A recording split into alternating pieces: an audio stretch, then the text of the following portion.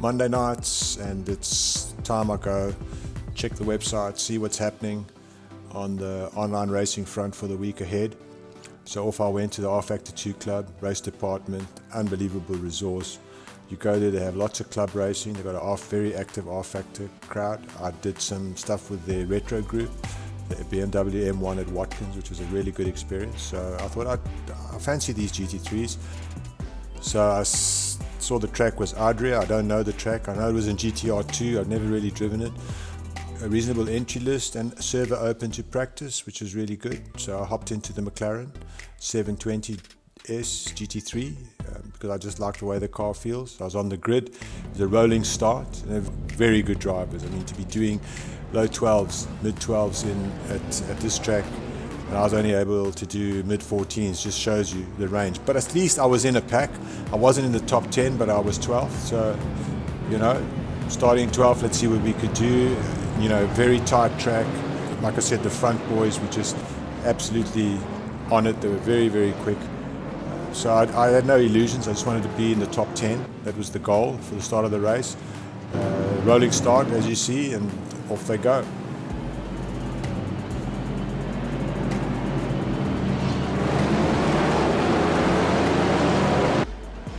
Sweet start. That's all I can say. There's like no, you know, that's a hairpin.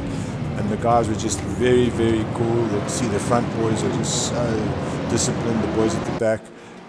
So very impressed with the start, I must say, especially on this track. I really did expect it to be, you know, a bit more argy-bargy, a bit more attrition.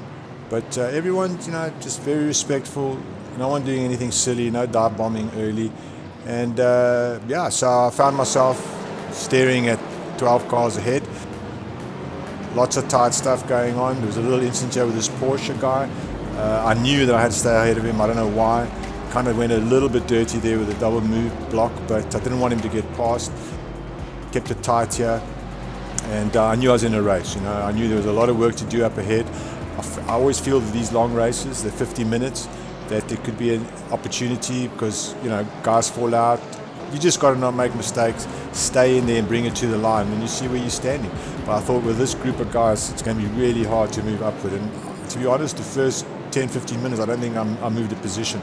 But I felt I could hang with the guys, and credit to them is McLaren. I think they've really done a good job with this car. It's very easy to drive for me, and I'm a gentleman driver.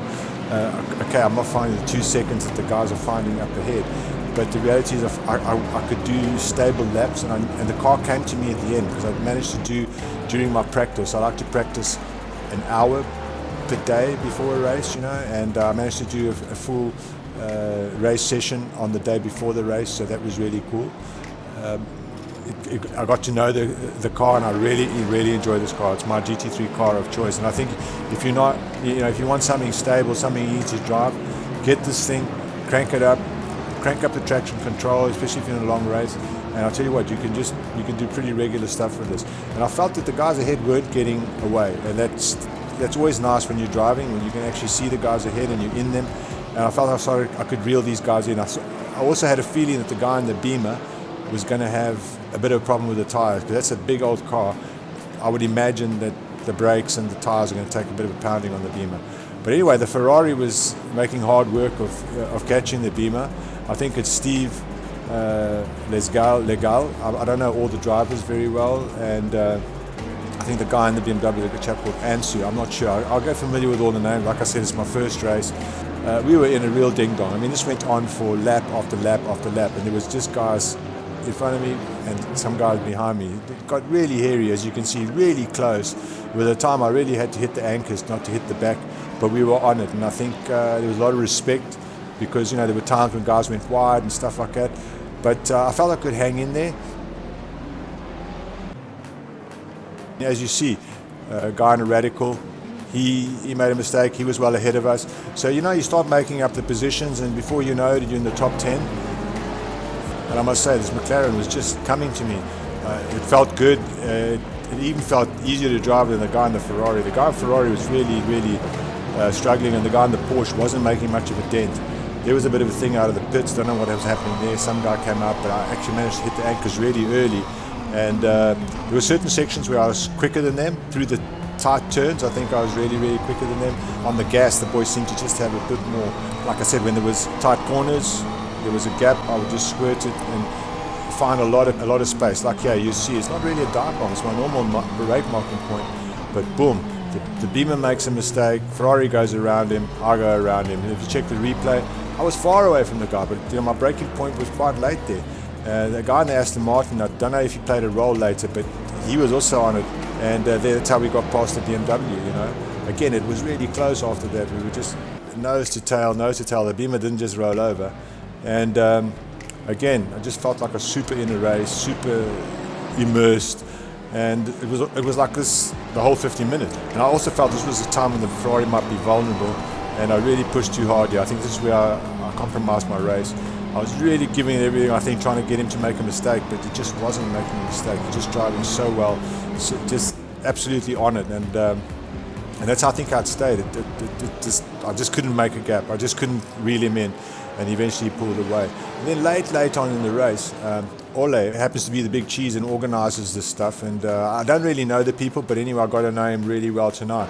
So he was on me, and I was really doing everything to keep him at bay, and he just seemed stronger. That Corvette just looked in far better shape than mine, and I think I'd overdone the brakes at some point, and as you can see, he's just all over me, and I'm just trying to be as wide as I can, but with respect. There were times, I think, when I might have blocked him once or twice, but here was the moment where he got by, and I really tried to be naughty there and just really, really push it. But you know what? I realized I thought, okay, go, just forget about it, pull out of it, and I let him through because, I went off track, and I don't want to get a position off track, and so I gave it through to him, and I'm just glad he understood immediately that was what I was going to do. And then I tried to chase him, but he was just gone. But in the pits, so he might have needed a splash of dash for of fuel or whatever, and that's when I turned my control to fuel from the positions, and I thought, wow, I had very little fuel left, and it got to the point where really, really late in the race, like last lap, there was no more fuel, and Ole had come back from I don't know where, and I'd seen him. It's like I had a 7-second gap on the last lap, and there I was out of gas. Check what he does. He gives me a nudge, a kiss, and he pushes me over the line, mate. I tell you what, this was my greatest moment in simming, really. This was absolutely, how sportsman is that? And you know what I did? I think he wanted me to finish 5th, but I didn't. I hit the brakes late on because I wanted him to finish 5th because he really deserved it.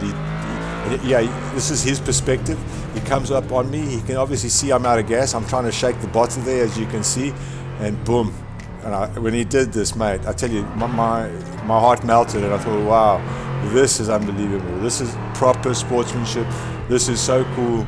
Yeah, I'm just glad I could hit the brakes early enough so he got a very well-deserved 5th. But there you go. I started 12th, finished 6th. Happy with that. But you know what? The positions, they weren't that important. It was just, what an amazing race. And there you go. Xavier Conti won it, and he was in a McLaren like me. So it just shows you it was a really, really good car to drive. And some of the fast boys fell off, and as a result, I finished 5th, and I'm very happy with that. After that race, first of all, I was pumped that I got 5th, and I was just stunned by that sportsmanship, and that's why I do simming. That's why I love simming, and that's why I love this community that I've discovered, and man, I'm so impressed. And Ole, you're one of the highlights of my simming career, and I've had a long one. So in closing, if you're looking for a place to race and you're into Assetto Corsa and rFactor 2, are platforms that don't have like a multiplayer culture of such like iRacing Do or Race Room, this is for you. RaceDepartment, Assetto Corsa Club, rFactor 2 Club, absolutely fantastically organized, great guys, and as you saw, sportsmanship and driving of the highest level. Anyway, thanks for watching, guys.